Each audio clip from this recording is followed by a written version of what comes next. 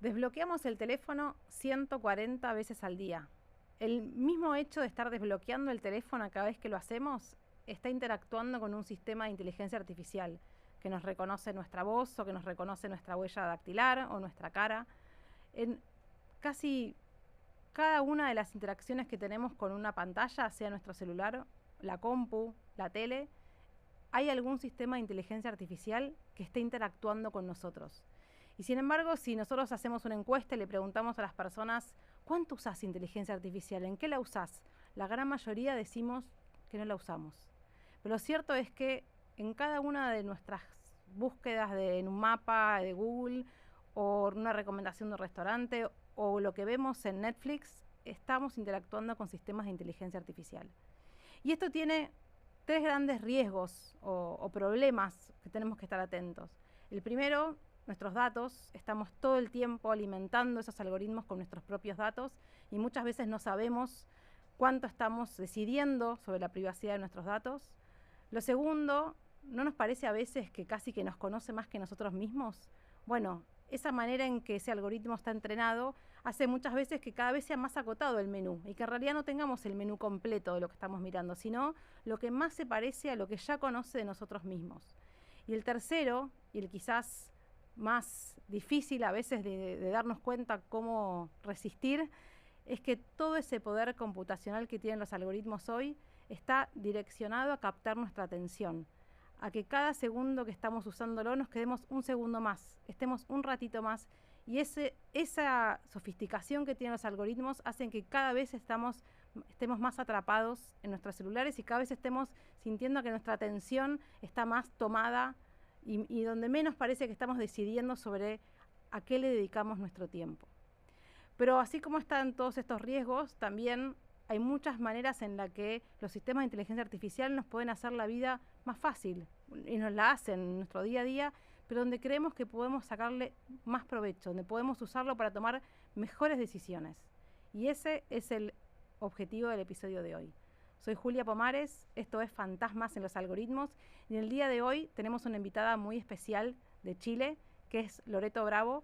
Loreto es directora del Instituto de Data Science en la Universidad del Desarrollo en Chile y es consejera en el Consejo Nacional de Ciencia, Tecnología, Conocimiento e Innovación de la República de Chile.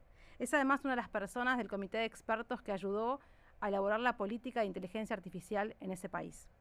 Y hoy además tenemos un formato especial porque queremos llegar cada vez más a conversar con especialistas de distintos países de América Latina y está con nosotros y va a ayudarme a llevar esta conversación Vicente Arias González. Vicente es abogado especializado en tecnologías e innovación. Si bien es chileno, nos está acompañando desde muchos kilómetros de acá, está en Australia y él es investigador asociado del Instituto por la Gobernanza Global Digital. Así que muy contentos de tenerlos acá. Bienvenidos Vicente y Loreto a Fantasmas en los Algoritmos. Loreto, decime que algún día le ganaste al Google Maps en saber cómo llegar más rápido a algún lugar. Por un minuto, solo un minuto. Oye, pero escuchaba tu introducción, Julia, y me hizo pensar un montón estoy dando unas charlas en los colegios sobre inteligencia artificial en el celular. Y pensar que desde solo el desbloqueo del celular, con tu imagen o con tu huella digital, utiliza inteligencia artificial. Es desde el comienzo, estamos usando inteligencia artificial. Y creo que hay muchos de esos riesgos que quizás no sabemos que corremos, desde cómo se usan nuestros datos hasta cómo los algoritmos que se usan para darnos esas recomendaciones están entrenados de una manera que pueden sesgar esas búsquedas y también que en realidad esos algoritmos son cada vez más sofisticados y cada vez son mejores para tomar nuestra atención. Así que ese es el tema. Vicente, bienvenido y guíanos en esta conversación con Loreto. Hola Julia, hola Loreto. Realmente un honor, Loreto, de compartir, Zoom call contigo ahora de forma de Australia, pero muchas gracias por la invitación también.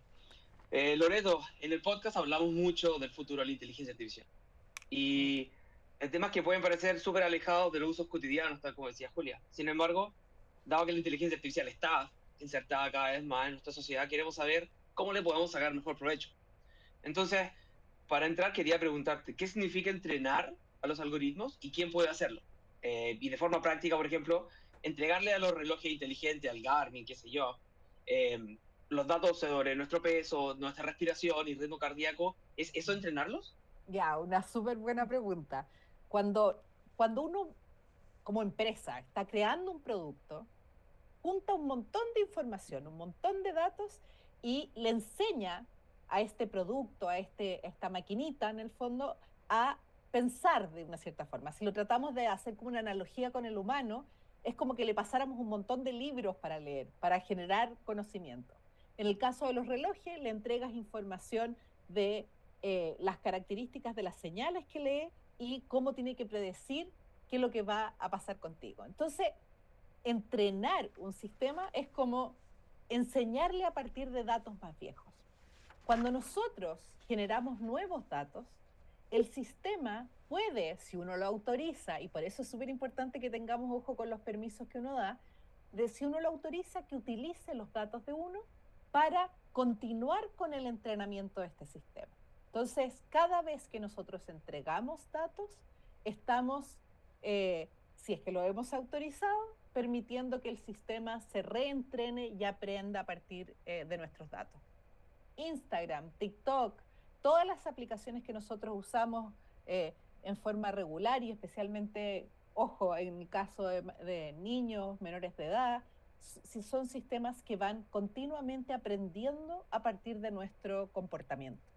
Y hablando de aplicaciones concretas, en 2018 se acusó a Netflix de racista porque modificaba la publicidad de sus películas dependiendo de si asumía que el usuario era blanco o afroamericano. Esto pasó en Estados Unidos.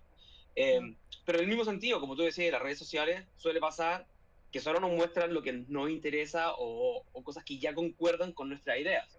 Entonces, la pregunta es cómo podemos evitar quedar atrapados en estas burbujas de información, o dicho de otra forma, ¿es posible desentrenar a los algoritmos para que nos muestre otras perspectivas?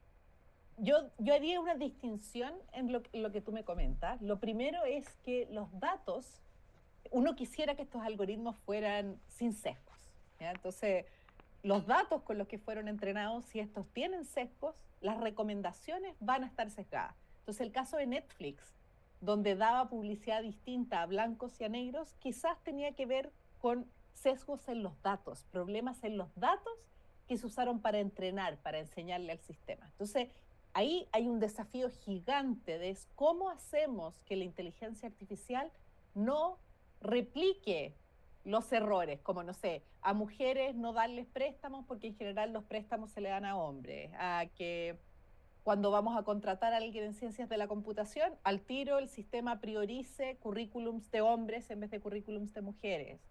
Todos esos son problemas que vienen asociados tanto a los datos como a las decisiones cuando se entrenó, cuando se le enseñó al algoritmo. Ese es todo un área que hay que trabajar. Y está la otra área, que es que los sistemas, en cierta forma, llegan a conocernos tan bien que nos muestran solo lo que a nosotros nos interesa, como TikTok o Instagram, que se crean estas burbujas donde nunca vemos cosas que nos desafían, quizás, que nos hacen pensar de una forma distinta. Existen varias técnicas que están surgiendo para atacar el tema de los filtros, que es identificar el filtro y empezar a buscar temas cercanos pero no directamente relacionados. Y en el fondo, que uno pueda elegir, decirle al sistema, por ejemplo, muéstrame cosas cada cierto tiempo, no sé, de cada 10 posts, 8 posts, quiero que sean distintos a lo que yo me espero. Que en el fondo están desarrollándose estrategias para sacarte de estas burbujas. Y estas estrategias pueden ser súper interesantes, porque cuando a ti se te presenta una idea que es muy distinta a la tuya, la gente tiende a ignorarlo, a no prestar atención. Entonces, cuando tú identificas estas burbujas, tú puedes ir recomendando ideas cercanas, pero no tan distintas.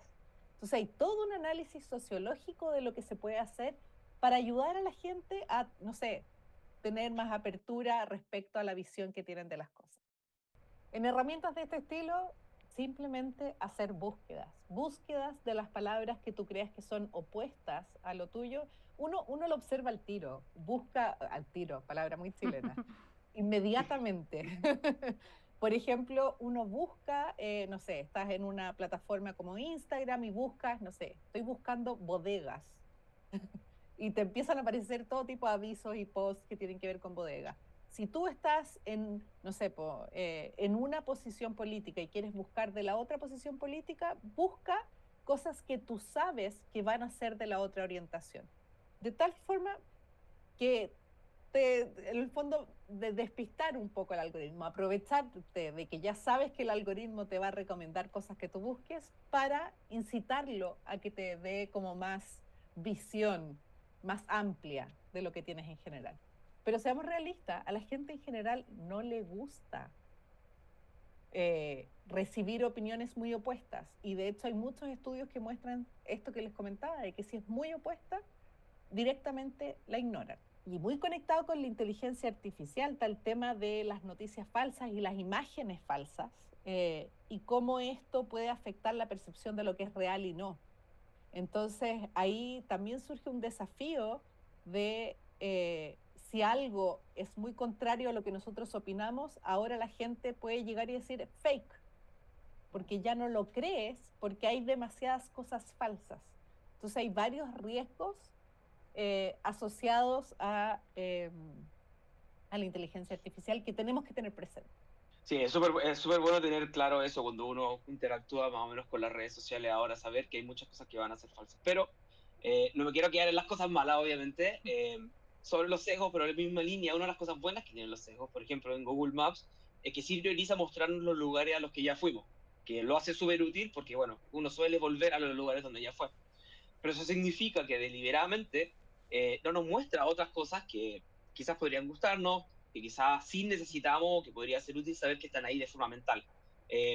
Medio ya tocaste esto, pero si podrías eh, indagar un poco más en cómo evitar, digamos, que Google Maps en este caso nos muestre solamente lo que ya vimos y nos dé, digamos, una amplia gama más de, qué sé yo, restaurantes en el área donde solemos ir a tomarnos un café, a almorzar, no sé. Claro, cuando hablamos de técnicas de inteligencia artificial está como lo más básico que es describir, que es simplemente decirte a estos lugares fuiste, podrías querer ir de nuevo. Pero vienen etapas más elevadas que tienen que ver con recomendar, predecir qué cosas te podrían gustar ya que te gustaron estas otras cosas. Hace muchos años que existen los sistemas de recomendación basados en inteligencia artificial, pero estos sistemas son cada vez más inteligentes. Entonces, te podría recomendar incluso, no sé, estás de viaje en otro lugar, oye, de acuerdo a tus gustos en tu propio país, acá te podrían gustar estas otras cosas. De acuerdo, y ojo, que hay una cosa súper interesante, que es como, no es como por categorías, como no, es que en Chile como comida peruana, por ejemplo. Me encantan los restaurantes de comida peruana. Pero si vas a comida peruana y a veces vas a China y qué sé yo, podría recomendarte un tercer tipo de comida. No es que las recomendaciones sean como por categorías, sino que aprende tanto de tu comportamiento como el de gente similar a ti, ¿ya? Y la definición de qué significa que alguien sea similar a ti, incluso lo determina la inteligencia artificial. Spotify usa mucho esto para recomendación de música también. O sea, las recomendaciones están asociadas no solo con lo que te gusta a ti, sino que personas que han tenido comportamiento similar al tuyo también les parece atractivo. Aprende de los datos de mucha gente. Pasando, digamos, a uno de los fantasmas que queremos conversar, porque obviamente si Spotify, el algoritmo de Spotify sabe que me gusta a mí y sabe que le gusta al vecino, es porque le entregamos mucho de nuestros datos, ¿verdad? Entonces, ¿cuál es el balance que debemos tener en mente al momento de entrenar a los algoritmos que ocupamos? Tenemos que tomar la decisión de en qué instituciones confiamos. En el fondo, acá tenemos que terminar con esto de instalar aplicaciones en el celular y ponerle a todo, sí, sí, sí, sí, sí, acepto, acepto, acepto. En el fondo, tenemos que tomar conciencia del valor de nuestros datos. Hay aplicaciones, por ejemplo, en los celulares que lo único que hacen es mandar información a China de cuáles son todas las cuentas que tú tienes, los nombres de las cuentas. Entonces, no solo estamos dando información separada, sino que existen instituciones que están recabando y dicen, ah, esta persona que está aquí en Twitter es la misma que está aquí en Facebook y es la misma que está aquí en este otro lugar. Y juntan toda esta información. Complementado esto con que nosotros, por lo menos en mis tiempos con Facebook, uno publicaba su imagen de perfil al lado del nombre sin ningún problema y la imagen de perfil es pública. Entonces, tenemos que ser cuidadosos. Cuando podamos setear los permisos a no compartir con cualquier persona, si tenemos nuestro Instagram, tenerlo cerrado y leer las políticas.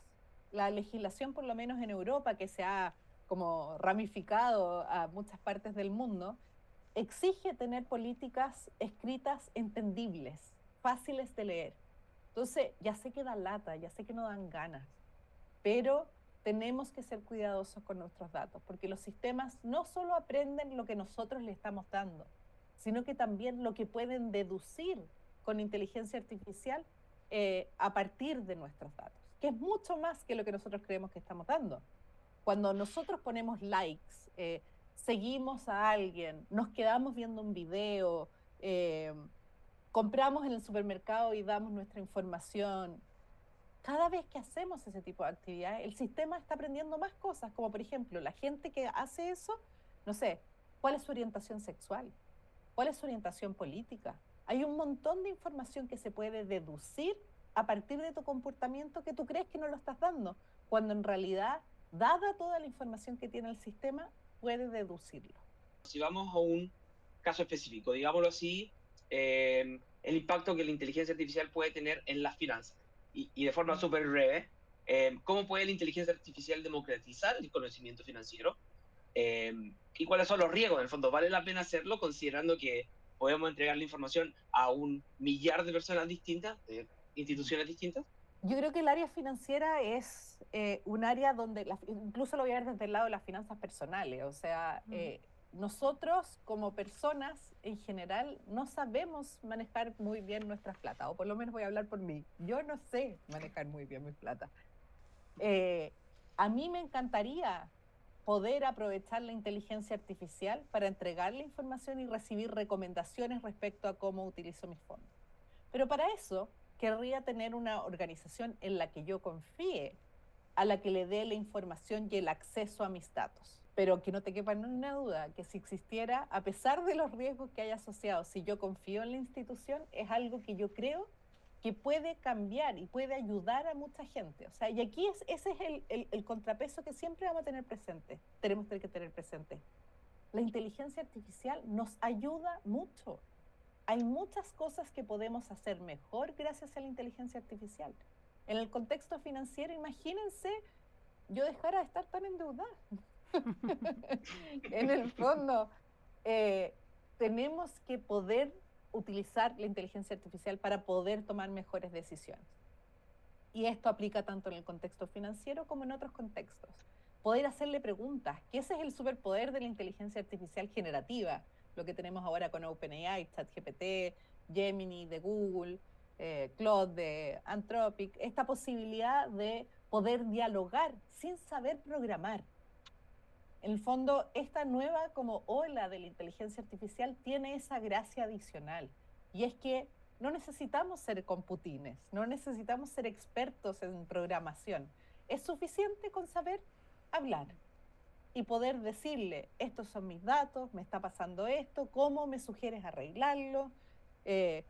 ¿Cuál es el presupuesto? ¿En qué área crees que debería disminuir mis gastos? ¿O voy a recibir esta plata? ¿Qué hago? ¿Pago deudas o invierto? En el fondo, generar un diálogo sin saber programar que me pueda ayudar. Loreto, quisiera hacerte una pregunta de algo que a mí me obsesiona, que es cuánto de esto que aprendimos, cuánto de que nos ayude a tomar decisiones también nos hace que perdamos algunas habilidades cognitivas. Por ejemplo, bueno, creo que la que está más estudiada es la de los búsqueda de los mapas, ¿no? Y cómo a medida que usamos cada vez más el mapa digital, después no tenemos el celular, se nos quedó sin batería y nos ubicamos menos que antes de aprender a usar el Google Maps, ¿no? Y creo que eso pasa en varias otras herramientas. ¿Cómo podemos pensar a futuro y sobre todo sabiendo, como vos decís, que van a ir cada vez siendo más sofisticadas estas herramientas, que no nos va a afectar nuestras capacidades cognitivas que en realidad después las necesitamos para poder hacer todas esas actividades diarias que nos ayuda a hacerlas más fácil? A ver, yo creo que nos van a afectar. O sea, más que si vemos las distintas tecnologías, un ejemplo es Google Maps, pero otra súper básica. Yo cuando chica me sabía, no sé, 30 números de teléfono de memoria. Ahora no me sé ninguna porque todas las tengo en el celular. La calculadora, el calcular. Multiplicar, quizás sabemos las multiplicaciones más básicas, pero las más complejas las hacemos todas en calculadora. Hay ciertas habilidades que vamos a perder. Pero tenemos que ser estratégicos respecto a cuáles vamos a perder. O sea, nosotros necesitamos mantener la creatividad, necesitamos mantener la capacidad crítica, la capacidad de distinguir. Por último, vamos a tener que desarrollar la habilidad de decidir cuándo es algo que tengo que resolver yo, cuándo es algo que puedo resolver con el buscador, cuándo es algo que puedo resolver con IA generativa. Esto como de delegar, cuándo delegar a la tecnología y cómo procesar lo que me está entregando. Entonces, para mí este es un temazo, y es un temazo especialmente a nivel de colegio. ¿Qué pasa en la educación escolar? ¿Cómo vamos a hacer para evaluar a los alumnos en los colegios para que ellos continúen desarrollando estas habilidades? Yo creo que se nos viene un problema de una generación que está creciendo ahora con ChatGPT, Gemini, y que la utilizan. O sea, uno conversa con los niños y tú les preguntas, ¿quiénes ocupan ChatGPT? Y al principio no quieren levantar la mano y después les decís, ya, yo lo uso todo el rato. Y ahí ya todos te empiezan a levantar y a decir cómo lo usan. Entonces, ¿qué pasa en los colegios? ¿Cómo hacemos para que estas habilidades tan importantes como el pensamiento crítico, la creatividad y desarrollar esta habilidad de determinar cuándo me sirve y cuándo no una tecnología, son cosas que tenemos que mantener?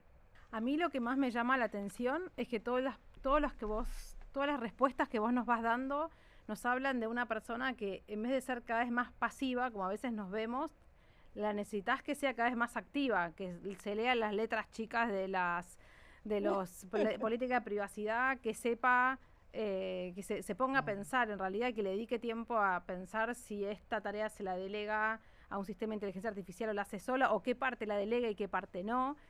Requiere que seamos cada vez más autónomos y activos y no cada vez más como tirados en el sillón esperando que alguien lo haga por nosotros. Es exactamente al revés de la imagen que muchas veces nos hacemos o de lo que nos pasa en nuestras propias vidas. Súper cierto, Julia, concuerdo 100% contigo. O sea, acá tenemos que ser mucho más críticos, tenemos que estar más atentos, pero hay cosas que quizás antes nos aburrían, que eran tareas sí, como largas, saber los 30 teléfonos, que en realidad podés no saberte claro. 30 teléfonos si no te cambia probablemente mucho la vida. Efectivamente. Y esas cosas ahora las vamos a poder hacer más rápido con tecnología. Entonces, dejémonos las cosas entretenidas, la creatividad, el determinar si algo está bien o no, pero es verdad, es demandante. Loreto, para terminar este episodio y que nos hiciste hablar no solamente de los fantasmas que tienen los algoritmos, sino también de las maneras prácticas en que nos ayudan, les podemos sacar más provecho que el que les sacamos.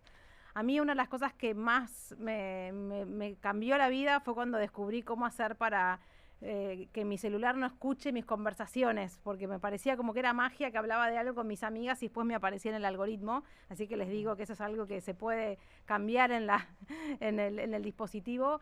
Vos hablaste de la parte financiera. Decinos 2 cosas en las cuales en tu vida cotidiana sentís que hiciste que la inteligencia artificial te ayude a ser mejor y a ser más feliz o a hacer más fácil tu vida. Como me dedico mucho a dar charlas y clases, para mí el hacer presentaciones es una cosa que ha sido principalmente laboral. Así tengo como un lado, ocupo mucho la inteligencia artificial generativa en el mundo laboral.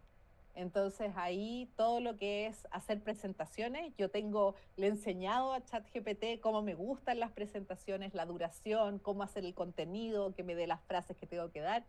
Y lo otro que me ha cambiado es que yo siempre me consideré una persona poco creativa. Yo era de computación, ingeniería, y amo trabajar con generación de imágenes. El mundo de Midjourney, de generar instrucciones para hacer imágenes que tengan parecido a collage, me he empezado a poner en contacto con gente del mundo más artístico. Para mí ha sido un descubrimiento como esa otra beta en mi vida. Muchísimas gracias, Loreto y Vicente, por esta conversación y por ayudarnos a sacarle mayor provecho a la inteligencia artificial en nuestra vida del día a día. Muchas gracias por la invitación. Muchas gracias, Julia.